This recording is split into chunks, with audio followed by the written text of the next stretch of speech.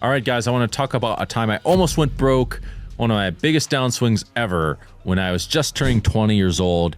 I was more or less on top of the poker world. I was reaching $220,000 buy-in stakes.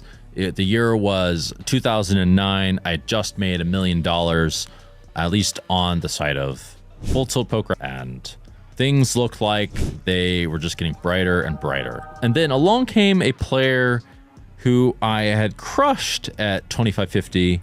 This guy named Isildur1, who I had beaten out of $100,000 at 2550, $5,000 buy-ins, so that's 20 buy-ins. Now he wanted to play a little bigger, 100, 200. So I thought, okay, let's play a little bigger. Looks like I've got the edge. He had been battling some high stakes against many other players and doing quite well, but I had already beat him out of a lot of money and I didn't think too much of it. Well, guess what? This time, things turned around for the worst. I got crushed, and then I got crushed, and then I got crushed. My biggest loss that I'd ever lost in a single session in terms of buy-ins and also in terms of money. I lost $480,000 and was totally emotionally distraught. I had even wrote in chat, "You've broken me," and I was just totally not able to comprehend what had happened. It's probably one of the worst experiences that I've had, to be honest. I then kind of got myself together and decided to move down in stakes. I just lost basically half the money that I had. And then I played Z Justin Bonomo, who you guys know, at 5,100. So a $10,000 buy-in, and guess what? I got smashed again. I lost 110,000-ish dollars. So now I lost $600,000+ within 2 days, from going from $1 million to about $400,000. I thought it was even less, to be honest, but needless to say, my mind was a little bit in a spiral. I had this feeling of, oh man, maybe I'm just gonna go broke. Like, who knows what's gonna happen?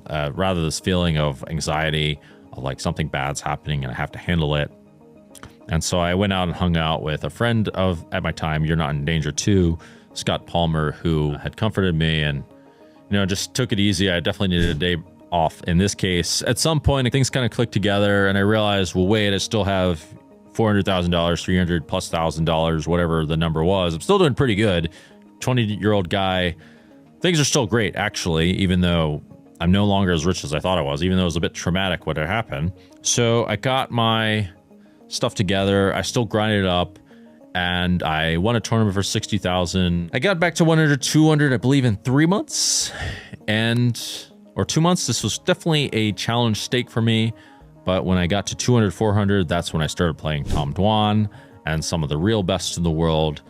But it turns out they weren't as good as they were projected to be. And it happened to be a situation and pocket where there was real scalable change. And I went on to having one of my best years ever in 2010 when I made $5 million, beating the best in the world, crushing Tom in the challenge.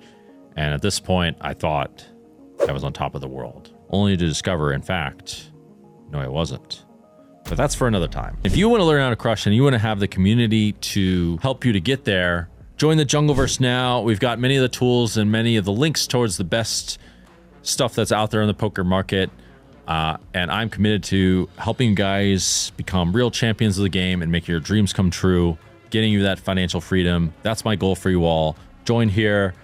I'm helping us all work together to make a better future for everyone.